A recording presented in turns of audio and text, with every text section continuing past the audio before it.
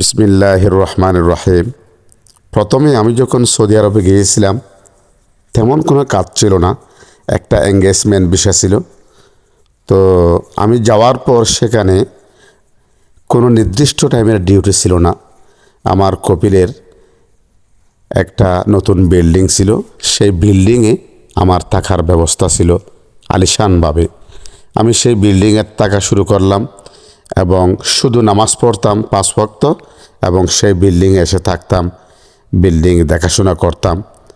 তো চিন্তা করলাম, আমার 800 রিয়াল বেতন ছিল তখন। তো চিন্তা করলাম একটা যদি আমি জব করি পার্ট টাইম তাহলে আমার খুব ভালো হতো, কারণ মাস শেষে টাকাগুলি আমি সব বাড়িতে পাঠিয়ে দিই।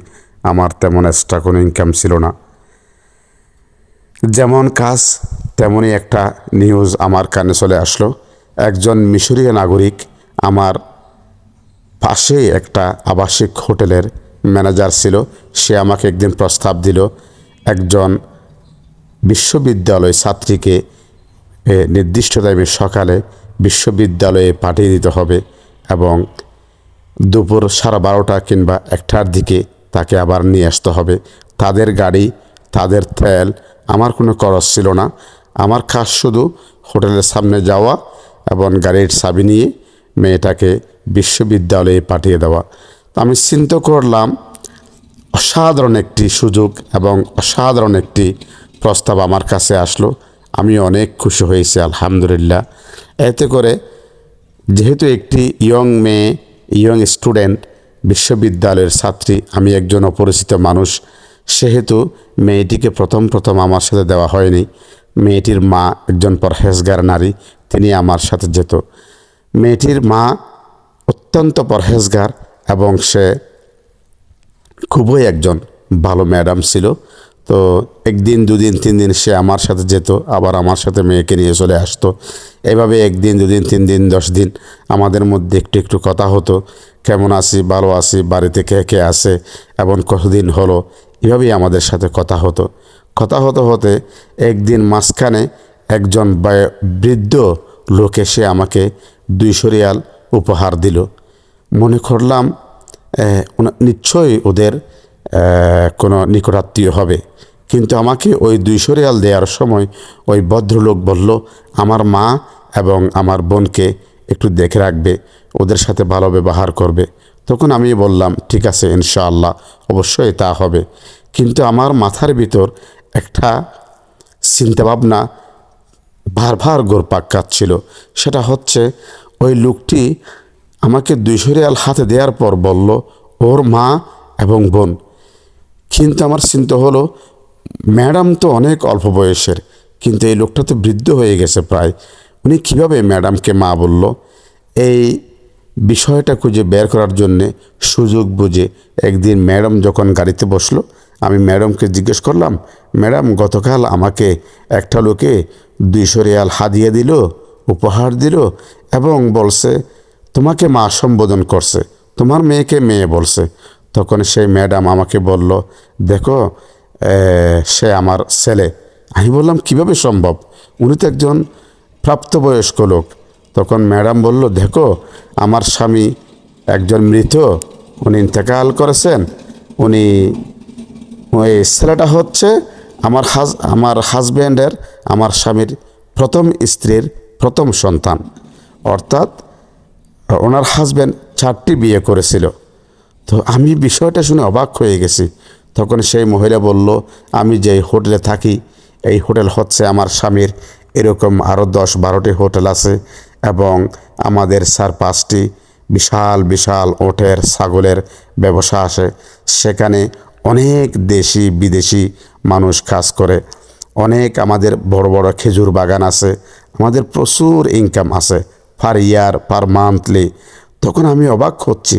তারপর সবগুলি কাজ এই ছেলেটাই দেখাশোনা করে, এই ছেলেটাই ম্যানেজার এবং তার একটা নির্দিষ্ট বড় অঙ্কের বেতন আছে। প্রতি মাসের 1 তারিখ থেকে 5 তারিখের ভিতরে সে সমস্ত ব্যবসা বাণিজ্যের খবরাখবর নিয়ে হিসাব, লাভ লোকসান, বেতন সব কিছু কমপ্লিট করে যা অবশিষ্ট থাকবে সবগুলি আমরা যে স্যার মা বেঁচে আছি, অর্থাৎ তারা 403 যারা বেঁচে আছে প্রত্যেকের অ্যাকাউন্টে টাকাগুলি লোড করে দেওয়া হবে, ভরে দেওয়া হবে, জমা করে দেওয়া হবে। তখন বিষয়টা আমার খুবই একটা স্পেশাল মনে হলো, অবাক কাণ্ড মনে হলো যে এই ঘটনা যদি আমাদের দেশে হতো তাহলে তো কি একটা অবস্থা হতো। তখন চিন্তা করলাম, ম্যাডামকে জিজ্ঞেস করলাম, ম্যাডাম ওই লোকটা কি টাকা পয়সা হেরফের করে না, এদিক সেদিক করে না? বলছে লা লা তাকাল্লাম হাদা, মানে এভাবে কথা বলো না, এটা হারাম। সে আমাদের সন্তান, সে আমানতদার, সে ফরহেজগার, সে প্রতিটি টাকার পায়ে হিসাব করে আমাদের সারবাগে 4 জনের অ্যাকাউন্টে জমা করে দিয়ে থাকে এবং আমরা সেখান থেকে খরচ করি। তাদের হোটেল ব্যবসা, ছাগলের ব্যবসা, ওটের ব্যবসা, খেজুর বাগানের ব্যবসা এবং অনেক ব্যবসা আছে তাদের। আমি তো বিষয়টা শুনে অবাক হয়ে গেছি। তো ম্যাডামকে জিজ্ঞেস করলাম, তুমি তোমার স্বামীর কত নম্বর স্ত্রী?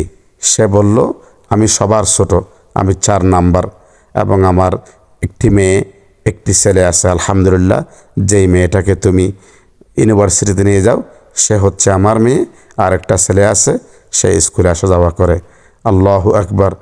কথাটা শোনার পরে আমি নিজ থেকেই আশ্চর্য হয়ে গেলাম। কি আমানতদার, কি সম্পর্ক, কি অসাধারণ বিষয়। একজন সৎ মা, অথচ সৎ শব্দের অর্থ হচ্ছে ভালো, কিন্তু আমাদের দেশে আমরা সৎ শব্দটাকে অসৎ বলেই বুঝি, কারণ সেই ব্যবহার সেই কাজের জন্যে। একটা ছেলে কবেকার আগের বউয়ের ছেলে, সে প্রায় 50+ হয়ে গেছে তার বয়স, কিন্তু সে আমানতদার। তার বাবার সমস্ত ব্যবসা বাণিজ্যগুলি দেখাশোনা করে, সমস্ত কর্মকর্তা কর্মচারীদের বেতন, সম্পূর্ণ খরচগুলি বাদ দিয়ে হিসাব থেকে যত টাকা আয় হয়েছে, লাভ হয়েছে, বাদ বাকি সমস্ত টাকাগুলি সে তার 4টি মায়ের অ্যাকাউন্টে বরাবরের মতোই সে জমা করে দিয়ে থাকে এবং তার প্রতি তাদের অগাধ বিশ্বাস। তারা তাহাকে এক মুহূর্তের জন্যে, 1 সেকেন্ডের জন্যে অবিশ্বাস করে না। আল্লাহু আকবার। এটাই হচ্ছে আমানত, এটাই হচ্ছে ইসলাম ধর্মের নিয়ম, এটাই হচ্ছে আমাদের রীতিনীতি। কিন্তু আমরা সব ভুলে গেছি। ওই মহিলাকে আমি সেলুট জানিয়েছি, তার প্রতি আমার শ্রদ্ধা বেড়ে গেছে। সে আমাকে খুবই স্নেহ করত এবং আমিও তাকে খুব শ্রদ্ধা করতাম। আমি যেহেতু তার একটা স্পেশাল প্রাইভেট চাকরি করি পার্ট টাইম হিসেবে, সে আমাকে মাস শেষ হওয়ার আগেই আমার প্রাপ্য বেতনগুলো দিয়ে দিত। তাতে করে আমার জীবন এবং আমি অনেক স্বাচ্ছন্দ্য বোধ করে সচ্ছলভাবে জীবনযাপন করতাম।